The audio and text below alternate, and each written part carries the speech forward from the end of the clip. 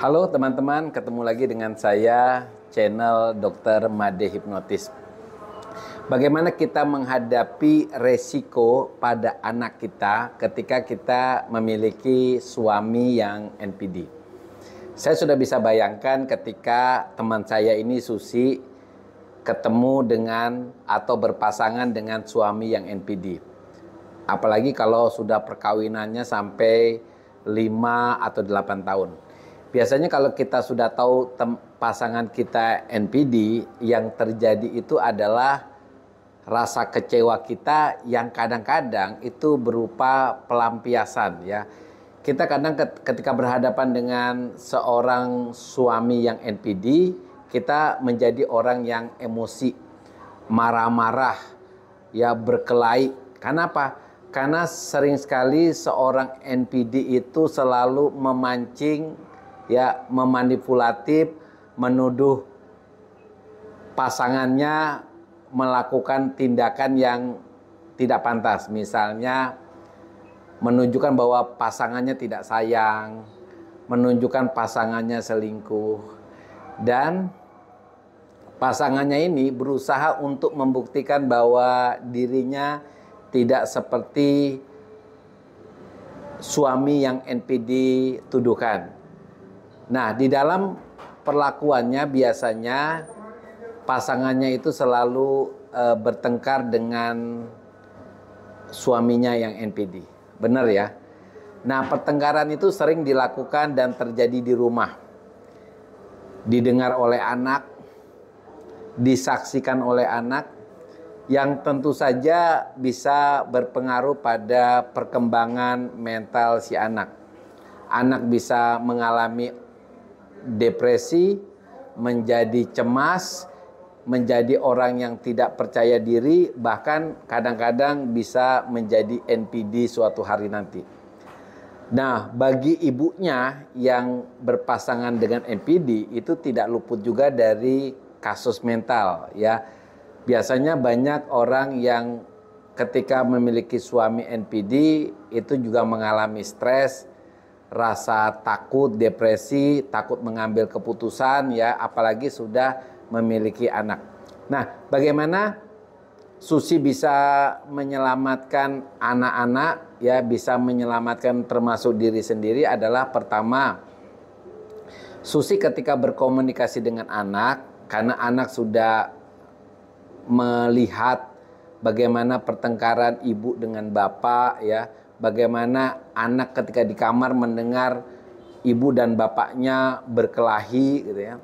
Itu coba untuk memberikan semacam pengertian ketika anak kita misalnya di bawah umur 10 tahun ya.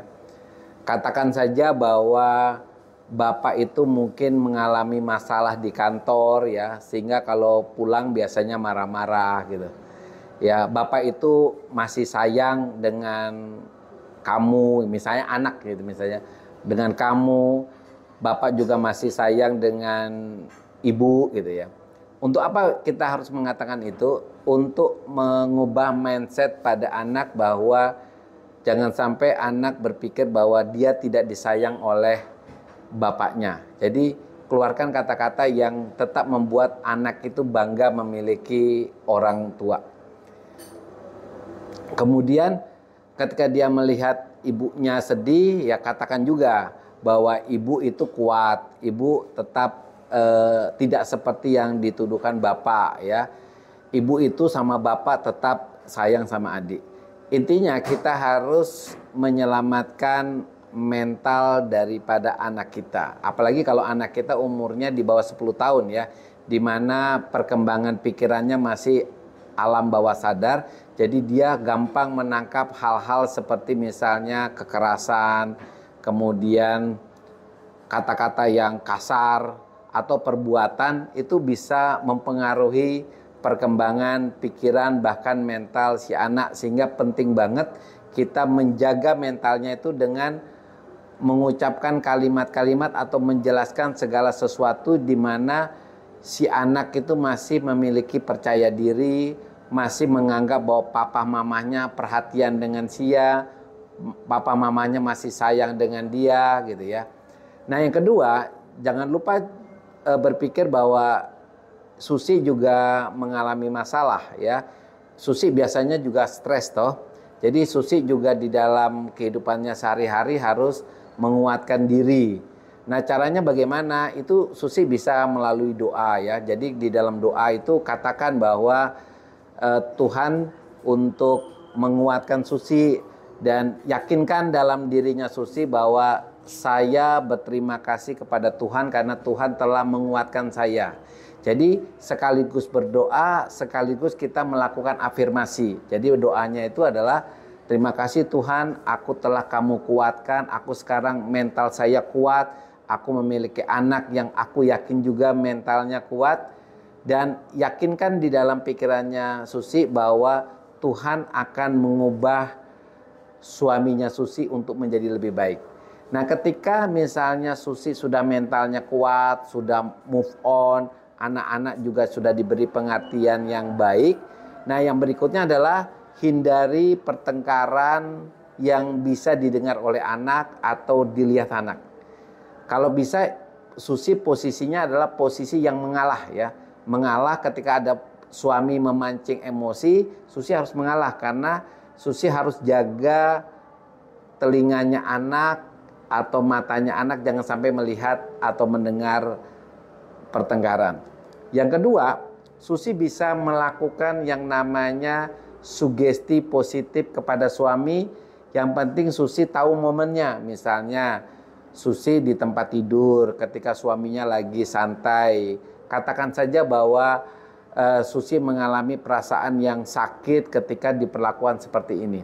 Sugesti yang kita berikan terus-menerus atau afirmasi terus-menerus itu bisa menggugah pikiran bawah sadarnya si suami sehingga suami yang tadinya tidak punya empati menjadi memiliki empati. Nah, Susi bisa nonton deh bagaimana kita memberikan afirmasi atau sugesti positif kepada seorang yang kita anggap NPD ya, baik siapapun, baik suami atau istri atau mertua atau apa, yang jelas momennya harus momen pada saat kita tidur karena kita masih menjadi pasangan suami istri. Oke, teman-teman yang memiliki pengalaman sama seperti Susi ya, punya pasangan NPD, ingin menjaga anaknya supaya tumbuh kembang anaknya jauh lebih bagus, bisa mengikuti sarannya dokter. Oke, tetap semangat.